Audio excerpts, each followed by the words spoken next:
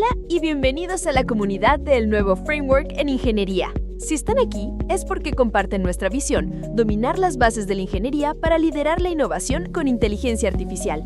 En esta sesión del curso de electrónica, daremos un paso crucial en ese camino. En nuestras últimas clases, hemos explorado el elegante y casi mágico mundo de los filtros pasivos. Hemos visto cómo, con apenas un puñado de resistencias, condensadores e inductores, podemos esculpir las señales eléctricas, seleccionando qué frecuencias merecen pasar y cuáles deben ser rechazadas. Hemos construido filtros pasabajos, pasaaltos e incluso el preciso filtro rechazabanda. Parecería que tenemos la caja de herramientas completa, que estos circuitos simples y elegantes son la solución perfecta. Pero en ingeniería, como en la vida, no existe la perfección. Cada diseño, cada solución, viene con su propio conjunto de compromisos y limitaciones. Hoy vamos a hacer algo fundamental para cualquier buen ingeniero. Vamos a mirar a nuestras creaciones con ojo crítico. Vamos a hablar de los talones de Aquiles de los filtros pasivos, porque solo entendiendo sus debilidades podemos apreciar por qué existen soluciones más complejas y, en última instancia, tomar decisiones de diseño más inteligentes. Es precisamente este pensamiento crítico el que separa a un técnico que sigue recetas de un ingeniero que resuelve problemas. En primer lugar, abordaremos el problema más sutil y a menudo el más frustrante de los filtros pasivos, el efecto de carga. Hasta ahora, cuando hemos analizado nuestros filtros, lo hemos hecho en un vacío ideal. Hemos calculado nuestra frecuencia de corte, por ejemplo, con la hermosa fórmula Fc igual a 1 entre 2pi Rc, asumiendo que el filtro existe por sí mismo. Pero un filtro nunca existe solo. Su propósito es estar conectado a algo, a un altavoz, a un microcontrolador, a un convertidor analógico digital, a la siguiente etapa de un circuito. A esto que conectamos a la salida del filtro lo llamamos la carga. Y aquí está el problema. La carga no es un espectador pasivo. La carga tiene sus propias características eléctricas, principalmente su propia impedancia de entrada. Cuando conectamos la carga a nuestro filtro, ésta se convierte, eléctricamente, en parte del circuito del filtro. Imaginen nuestro sencillo filtro pasabajos RC. Teníamos una resistencia en serie y un condensador en paralelo a la salida. Ahora, conectamos una carga a esa salida. Esa carga, con su propia impedancia, queda en paralelo con nuestro condensador. De repente, la impedancia total vista desde ese punto del circuito ya no es solo la del condensador, sino la combinación en paralelo del condensador y la impedancia de la carga. Esto destroza por completo nuestros cálculos originales. Nuestra frecuencia de corte, que habíamos diseñado con tanto esmero, se desplaza. Ya no está donde queríamos que estuviera. Piénsenlo con una analogía. Son un aclamado guitarrista, el filtro, que ha perfeccionado una canción en su estudio. Suena perfecta. Ahora salen al escenario para un concierto.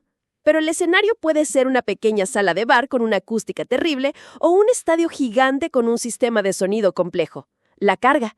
Su interpretación, el sonido que el público finalmente escucha, se verá drásticamente afectado por el lugar donde están tocando.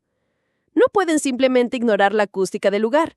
De la misma manera, un filtro pasivo no puede ignorar la carga a la que está conectado. Su comportamiento cambia dependiendo a quién le está hablando. Para un sistema de IA que depende de datos precisos, esto es catastrófico.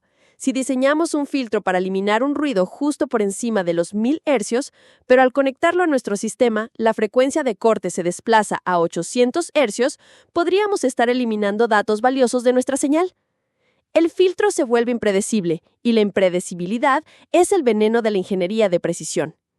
El segundo punto débil es mucho más directo y fácil de entender, pero no por ello menos importante. Los filtros pasivos, por su propia naturaleza, atenúan la señal.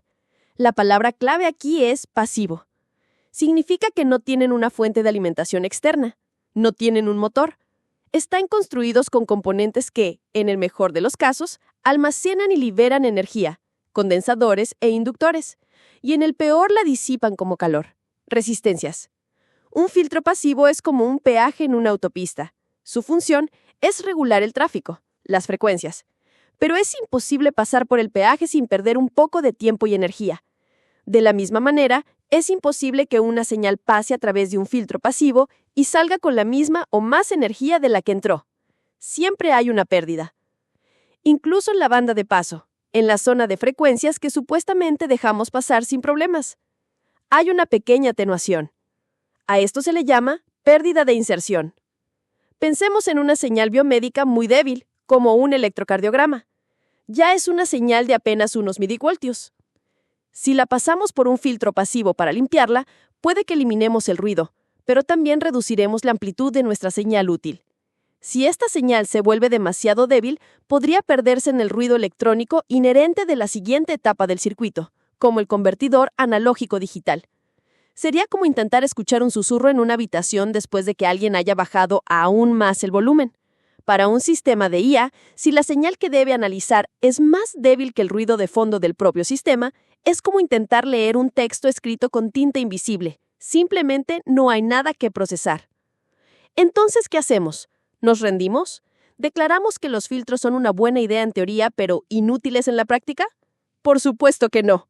Lo que hacemos es reconocer estas limitaciones y preguntarnos, ¿cómo podemos superarlas?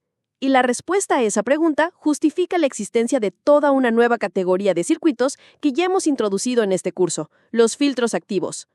Un filtro activo toma el diseño de un filtro pasivo y le añade un superpoder, un componente activo, casi siempre un amplificador operacional u op-amp.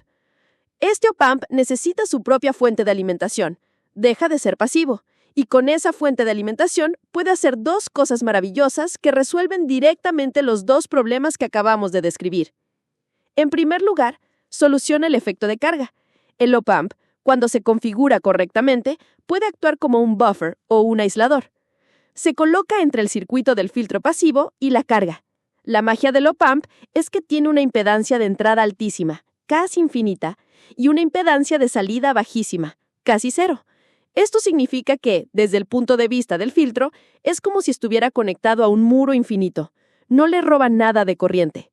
El filtro ve una carga ideal y se comporta exactamente como lo predijeron nuestras ecuaciones.